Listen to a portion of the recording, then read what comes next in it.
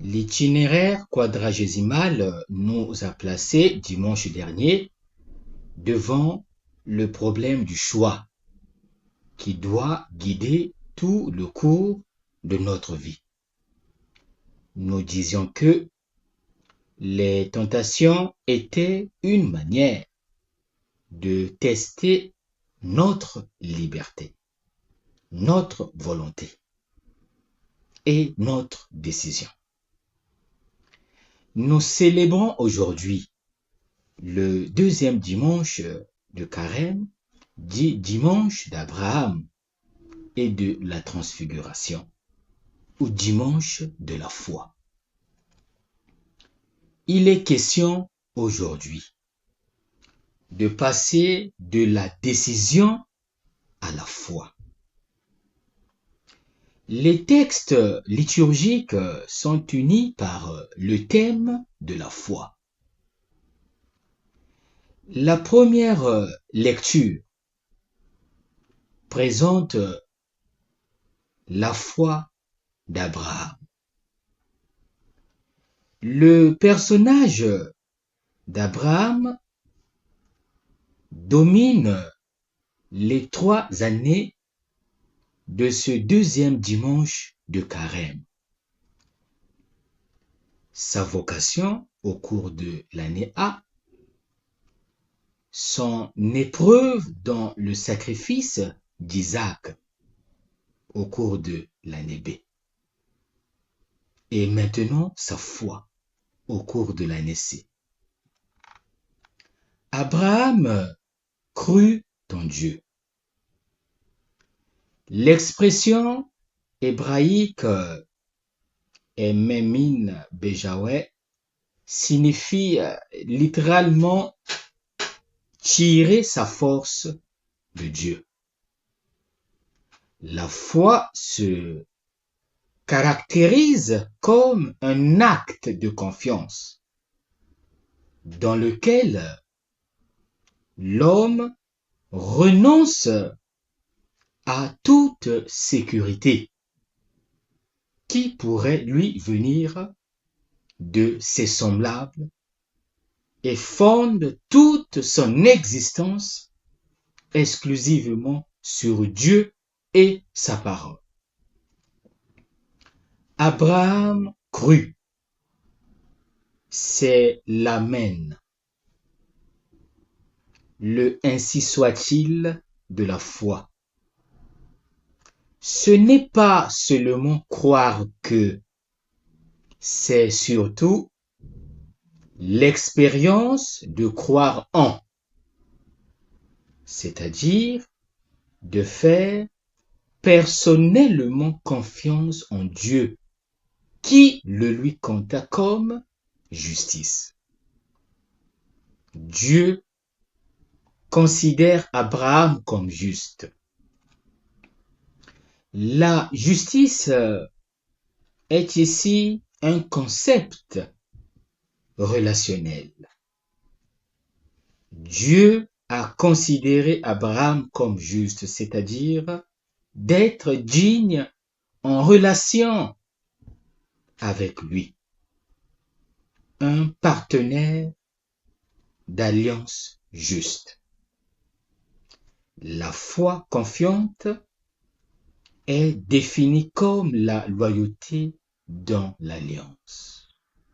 Ainsi, la relation de l'homme avec Dieu n'est plus fondée sur des œuvres quelconques, mais sur la réponse que l'homme donne aux paroles de son Dieu. Une réponse qui, comme tout autre événement dialogique, n'est pas une performance, mais est seulement un don. Dans la deuxième lecture, l'apôtre Paul exhorte les Philippiens à suivre son exemple de fidélité à l'Évangile. Le passage est riche en contenu théologique. Il précise dans un sens chrétien le contenu de la foi avec laquelle le croyant est appelé à donner sa réponse au Seigneur qui l'interpelle dans la vie. La foi chrétienne est une marche avec Jésus crucifié,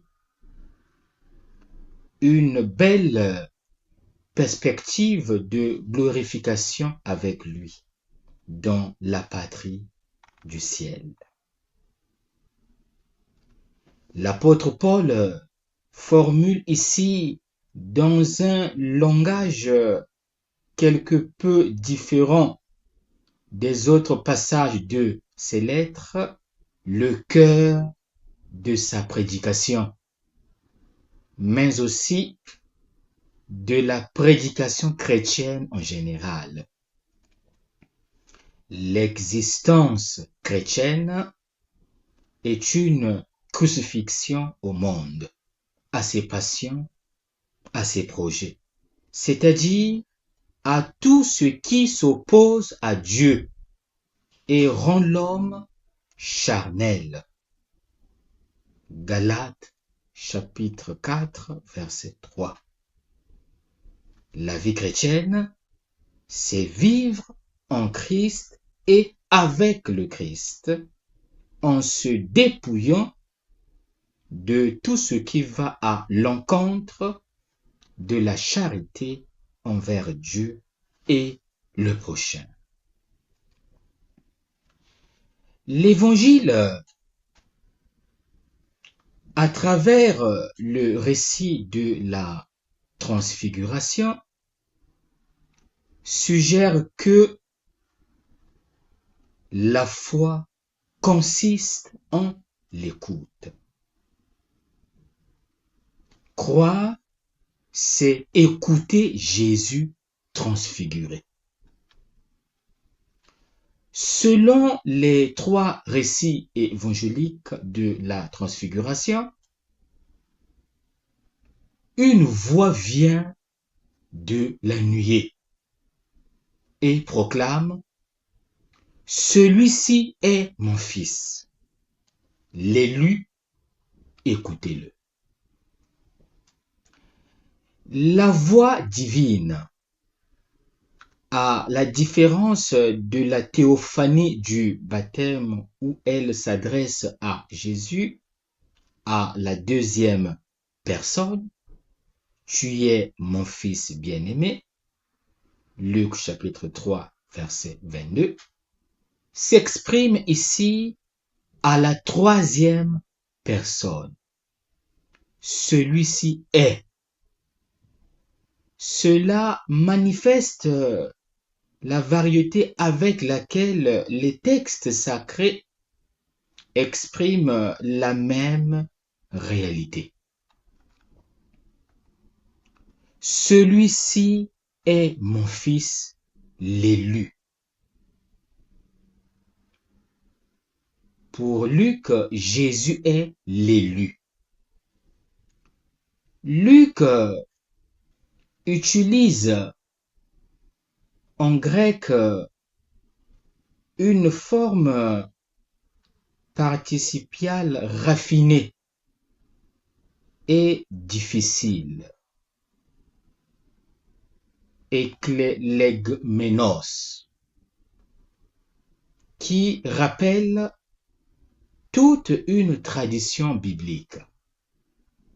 Le verbe élire en hébreu bachar est fréquemment utilisé dans l'Ancien Testament pour indiquer à la fois l'élection du peuple juif et l'action par laquelle Yahvé a désigné certains individus pour des missions particulières. Dans la seconde partie du livre d'Isaïe. Notamment, il est question du serviteur que Yahvé a élu pour réaliser son plan de libération de la captivité babylonienne. C'est à cette ligne prophétique qu'il faut rattacher l'appellatif l'élu appliqué à Jésus. Les trois récits évangéliques de la transfiguration portent la forme impérative, rapportent la forme impérative, écoutez-le, soulignant ainsi l'importance de la prédication de Jésus. La voix divine souligne deux faits importants. D'abord, la proclamation de ce qu'est Jésus, le Fils de Dieu, l'élu. Il s'agit donc d'une affirmation qui a une portée doctrinale sur la personne de Jésus. Ensuite, la deuxième donnée est constituée par l'impératif « écoutez-le » et enseigne l'attitude que l'homme doit adopter face à la mission évangélisatrice du Sauveur. L'invitation « écoutez-le » qui s'enracine dans la tradition biblique, en particulier dans le Deutéronome, où le peuple est invité à se faire l'auditeur de la parole de Dieu, doit être comprise dans le contexte de l'évangile de Luc. En effet, dans la parabole du semeur, la semence qui tombe dans la bonne terre est assimilée à la situation de ceux qui écoutent la parole, la gardent et produisent du fruit. L'écoute de la parole est donc le premier acte d'adhésion à la foi, qui doit ensuite mûrir par sa mise en œuvre dans la persévérance. L'invitation à l'écoute est étroitement liée à la prise de conscience que Jésus reste seul. La seule voix autorisée que les disciples de tous les temps sont appelés à écouter, c'est celle de Jésus. Elle résonne encore aujourd'hui dans la communauté des croyants à travers les paroles de l'Évangile. Pour faire bref, celui-ci est mon fils, l'élu, écoutez-le. Cette parole du Père a une importance décisive pour la vie de foi du chrétien. L'élu est le Fils.